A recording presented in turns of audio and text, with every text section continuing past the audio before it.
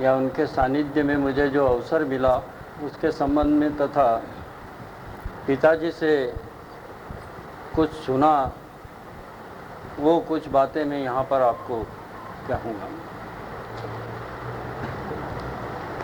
बचपन से ही घर में पूजा पाठ के संस्कार होने की वजह से रुचि जो है वो आध्यात्मिकता की ओर बढ़ती चली गई। पिताजी वैसे कई संत महापुरुषों की तलाश में थे, लेकिन उन्हें कहीं सच्चे गुरु के दर्शन नहीं हुए, सच्चे गुरु नहीं मिले। अंततः हमारे काका की शादी में रायपुरा गए थे और रायपुरा से बामनिया जाते समय परम पूज्य मंगूलाल जी मेरे फुआ जी से संपर्क हुआ और उन्होंने जंत्राल के बारे में कुछ सूचना दी और उन्होंने कहा कि आपको चलना हो तो तैयार हो जाइए। और मोटाई जो है वो तैयार हो गए और जंत्राल गए। सर्वप्रथम उन्होंने संकल्प किया था कि यदि मैं वहाँ जाऊँगा और मुझे कुछ दर्शन होंगे या कुछ दिखेगा तो ही मैं मानूंगा। सांडा साल पहुँचे दोनों जने। सवेरे सवेरे जैसे ही सांडा साल के रास्ते से गुजर रहे थे, सामने सूर्य उदय हुआ और सूर्य उदय में ही उनको ओम के दर्शन हुए और किरणें स्फुरना हुई और रोमांचित हो उठे और उन्होंने कहा कि हाँ, मैं यहाँ सत्य के द्वार पर जा रहा हूँ। और वास्तव में वे बड़े अभिभूत हुए और वहाँ पहुँचे। वहाँ पहुँचते ही पूज्य बड़े बाप जी के दर्शन हुए, उनसे मुलाकात हुई और उनके संबंध में बहुत कुछ जानने के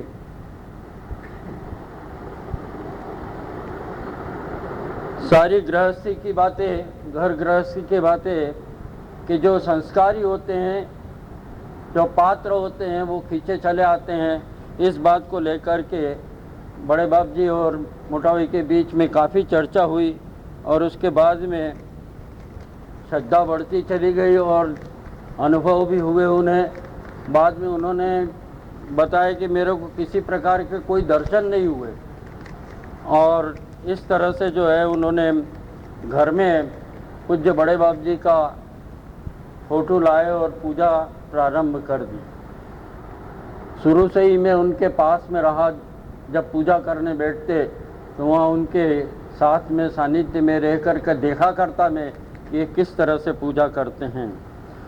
इस प्रकार से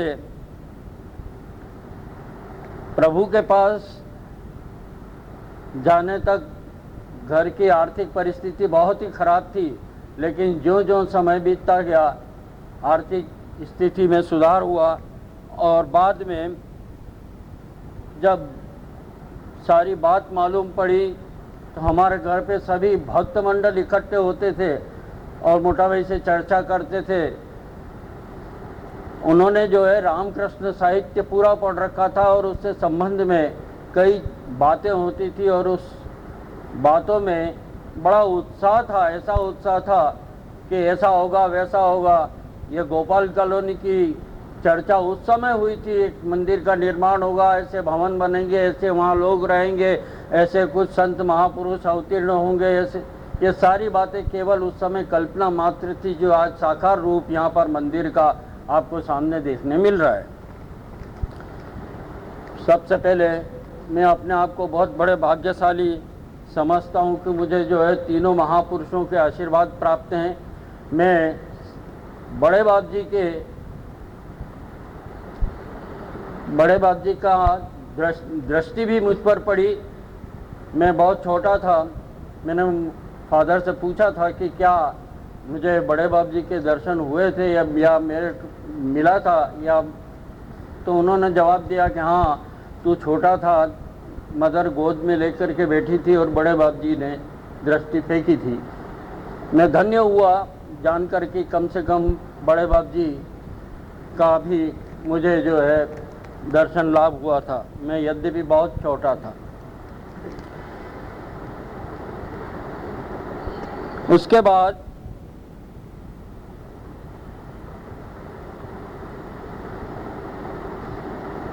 मैं जंत्राल पहुंचा। सर्वप्रथम जो है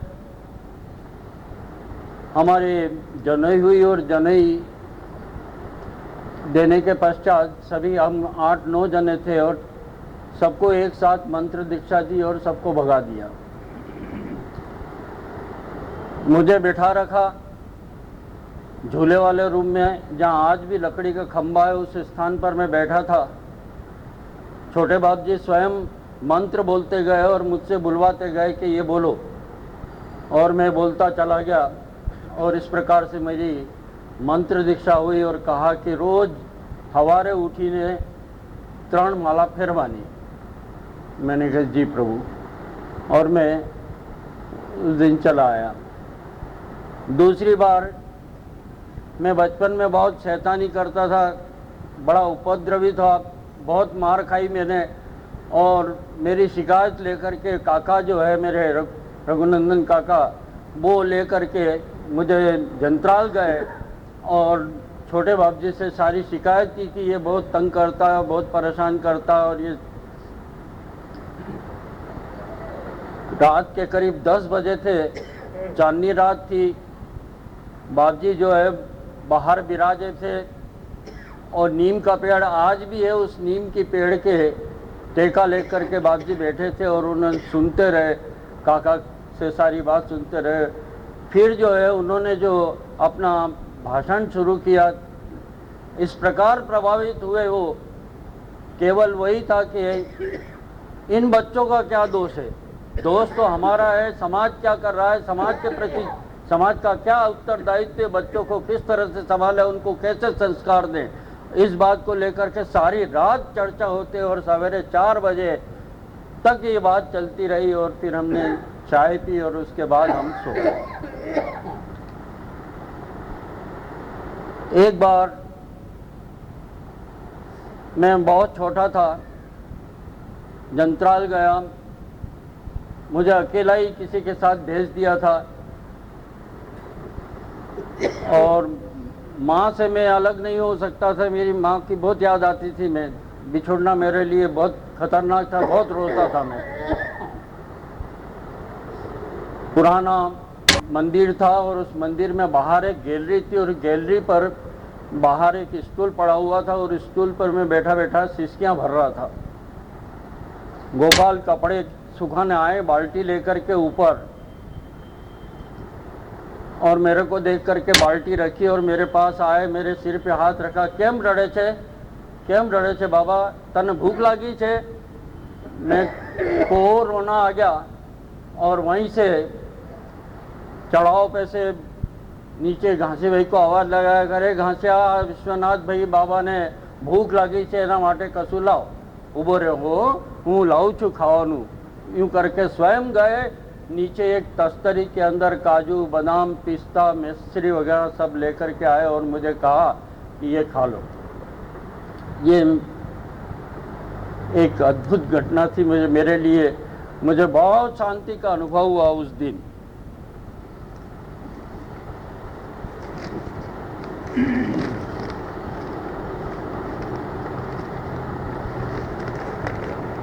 उसके बाद परम पूज्य प्रभु झावा पधारे चंदू भाई की यहाँ पर। यहाँ पर भी एक अद्भुत घटना हुई कि बाप जी आए और सभी भक्त मंडल इकट्ठे हुए कि उनके उपदेश सुनेंगे, कुछ बातें सुनेंगे। लेकिन बाप जी ने किसी बात के ध्यान न देते हुए पीछे झूले पर तकिया लगाया और सो गए। रात भर मंगूलाल जी वगैरह सब थे और सब ने अच्छे जोरदार भजन गाए, खूब भजन चलते रहे। हुआ यूं कि मैं झूले देने के लिए झूला दे रहा था। मैं एक तरफ चंदू भाई भी थे, एक तरफ सामने मनमोहन जी गुप्ता साहब बैठे हुए थे और इधर में चरणों में मैं बैठा था और मेरा सिर झुका हुआ था और बाप जी के पैर दोनों मेरे सिर पर पड़ते थे और जब भी पैर इधर आते थे वो दोनों पैर मेरे को बाप जी जो है टच करते और दबाते थे। उससे मुझे जो है ऐसी आनंद की अनुभूति हुई कि मैं खूब रोया। रात भर शिष्याँ भरता रहा। सवेरे 5 बज गए हमको भजन सुनते सुनते उसी स्थान पर बैठे बैठे। बहुत आनंद हुआ और उस आनंद में मैं वर्णन नहीं कर सकता। दूसरे दिन जब बाप जी जाने लगे, नीचे जो है पूरे हॉल में लोग खड़े खड़े शिष्याँ भर रहे थे। रही जाओ शाम तमें आजनी रातड़ी वाला भजन चल रहा था।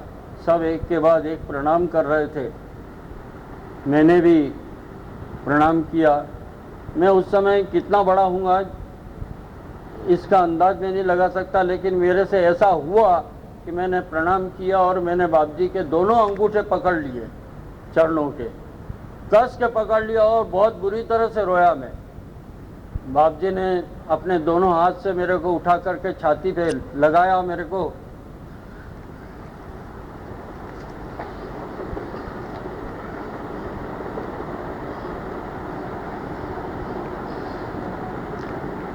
और बोले ना ना खरी आवानू आपने फिर मिलेंगे अपन वहाँ आना जंत्राल। विदाई समारोह इस तरह से पूरा हुआ। उसके पहले शाम को एक घटना और हुई कि सभी इधर उधर चले गए, लेकिन मैं बाप जी को छोड़ के नहीं गया, वहीं बैठा रहा। चंदू भाई की यहाँ पीछे पतरे पर कुर्सी लगा करके बाप जी बैठे थे और मैं भी उनके सामने जाकर के बैठ गया। न कोई बात, न कोई चित्त, न कोई किसी प्रकार की चर्चा, केवल बाप जी की दृष्टि मेरे ऊपर और मैं बाप जी को देखता रहा। कम से कम 1 घंटे तक ये प्रक्रिया चलती रही और वो ऐसा लगा मुझे जो है कि उनकी दृष्टि मुझ पर पड़ते ही मेरा जीवन जो है बदल गया। मेरा जीवन जो है इस तरह से परिवर्तन हो गया, ऐसा मुझे अनुभव हुआ। अंतिम बार जब मैं नहीं माना, मेरे को मोटाई ने मना कर रखा था कि थानला नहीं आने का। यहाँ से थानला गए थे, वो थानला से मना कर दिया कि नहीं थानला मत आना तू। मैं नहीं गया। उसके बाद दाहोद गया, मैं पहुँच गया अचानक। डाया भाई की यहाँ भी वहाँ पर भोजन बना था। बाप जी ने बुलाया, मेरे को पास में बिठाया। मैं भी बाप जी के पास बैठ कर के भोजन कर रहा था। उन्होंने अपने थाली में से मुझे जो है प्रसाद दिया और प्रसाद ग्रहण की मैंने। उसके बाद पूज्य प्रभु से मेरी कोई मुलाकात नहीं हुई और कोई चर्चा नहीं हुई। एक बार और शाम का टाइम था, जंत्राल में बाप जी लेटरिन जा कर के आए और तब तक बाहर एक बाल्टी भर दी, साबुन रख दिया, टॉवेल रख दिया और मैं वहाँ बैठा रहा बाहर। बाप जी आए बाहर और ऐसी सीढ़ी थी, उस सीढ़ी के ऊपर बैठ गए और मेरे को कहा कि हाथ धुलाओ। मैंने मोती साबुन हाथ में दिया, पानी डालता रहा और बाप जी ने हाथ धोए और थोड़ा सा सिर झुका करके मुझे कहा कि जो हो भाई, विश्वनाथ भाई का ध्यान रखना, ये बहुत बड़े आदमी हैं। मैं कहा जी प्रभु, उनकी सेवा करते रहना। 2-3 शब्द और भी बोले। मैं अब उसके बाद